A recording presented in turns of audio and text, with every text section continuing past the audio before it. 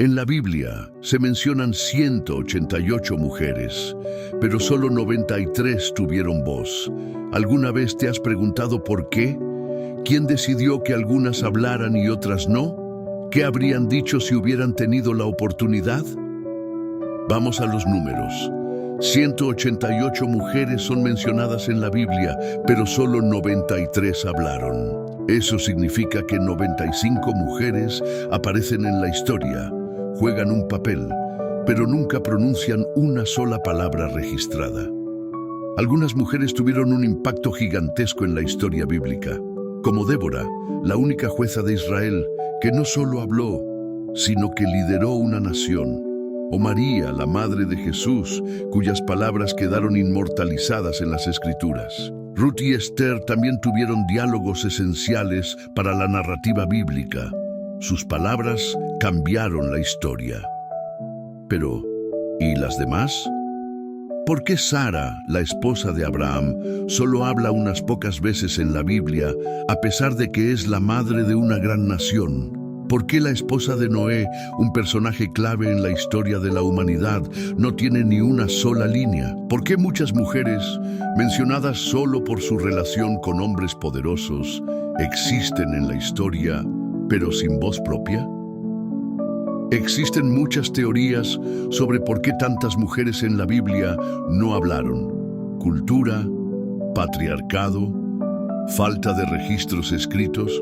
Lo cierto es que muchas de ellas estaban ahí, pero sus voces no se guardaron. Es posible que sus palabras fueran consideradas menos importantes en su época, o que, al ser historias transmitidas oralmente, sus voces se perdieran con el tiempo.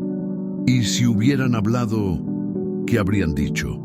Las 188 mujeres de la Biblia existieron, pero solo la mitad tuvieron la oportunidad de hablar, y aún menos tuvieron diálogos largos o poderosos. Es hora de preguntarnos, ¿cuántas historias hemos perdido?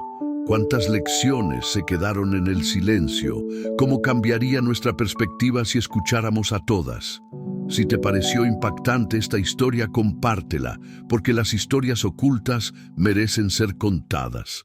Las mujeres de la Biblia hablaron, ahora es nuestro turno de escucharlas. Pero aquí viene la pregunta más importante. Si solo la mitad de las mujeres mencionadas en la Biblia tuvieron voz, ¿qué nos dice eso sobre la historia que conocemos? Nos enseñaron que la Biblia es un libro sagrado lleno de mensajes divinos, pero también es un libro que fue escrito, editado y copiado por generaciones de hombres.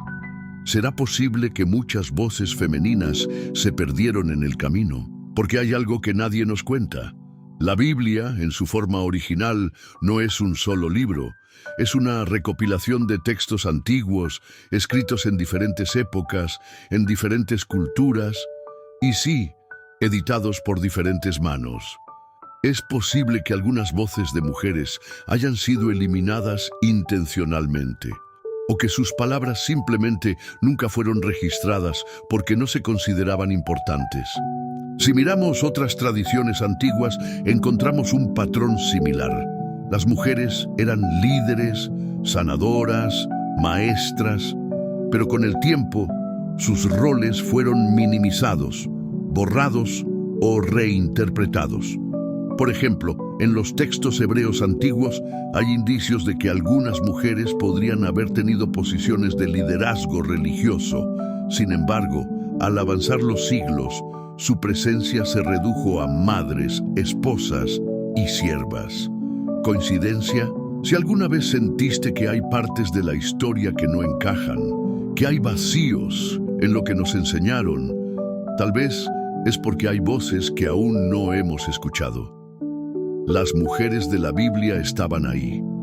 Muchas fueron protagonistas, pero solo unas pocas tuvieron la oportunidad de hablar. Y ahora, siglos después, nosotros podemos escucharlas.